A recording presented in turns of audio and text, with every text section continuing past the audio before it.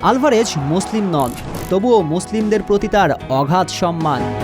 হতে পারেন আপনি ব্রাজিল সমর্থক কিংবা ক্লাব ফুটবলে রিয়াল মাদ্রিদের ডাইহার্ড ফ্যান, তবুও এই আলভারেজকে আপনি কখনোই ঘৃণা করতে পারবেন না, বরং ভালোবাসতেই বাধ্য। ছোট্টবেলায় বাবা বলেছিল হাতে ট্যাটু করা যাবে না, সেবন করা যাবে না অ্যালকোহল। ছোট্ট আলভারেজ আজ বড় হয়েছেন, পুরো দুনিয়া তাকে চেনে। অর্থের অভাব নেই, ফুটবল মাঠের বাইরের জীবনে চাইলে যা ইচ্ছে তা করতে পারেন, বাধা দেবার কেউ নেই।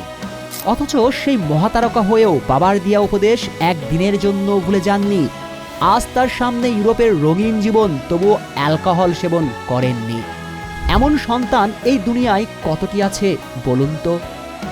লাতিন আমেরিকানরা যখন শরীরের ড্রামাটিক্যাল ট্যাটু করতেই পছন্দ করেন, তখন আলভারেজ নিজেও একজন লাতিন আমেরিকান হয়ে ট্যাটু করা থেকে বিরত রেখেছেন।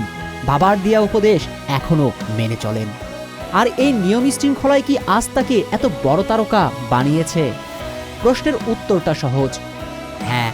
কারণ পেশাদার জীবনের প্রতিটি সেক্টরে পারফরমেন্সের আপস অ্যান্ড ডাউন থাকবেই। এই তো বিশ্বকাপের শুরুটা আলভারেজের পারফরমেন্স খুব ভালো ছিল না। আকাশনীল ভক্তরা তাদের চিরচেনা স্পাইডারম্যানের দেখা পায়নি। অ্যাথলেটিকো মাদ্রিদের শেষ মৌসুমে ইনজুরিতে ছিলেন, যার প্রভাব ছিল বিশ্বকাপের গ্রুপ পর্বের প্রতিটি ম্যাচে। একেবারে বড্ড অচেনা আলভারেজ। কিন্তু ওই যে জীবনে বাবার উপদেশ মেনে চলে, নিয়ম শৃঙ্খলায় পথ চলে, তার তো খারাপ সময় চোখের পলকেই কেটে যাবার কথা। যে ফুটবলের জন্য কখনো অ্যালকোহল ছুঁয়ে দেখেননি, তাকে তো ফুটবল দু মোচ ভরে দেবেন। ঠিক সেটাই হয়েছে।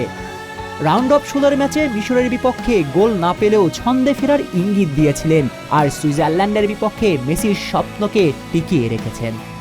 সত্যই এই আলভারেজ যেন আপনাকে আমাকে, পুরো দুনিয়াকে জীবন শেখায়।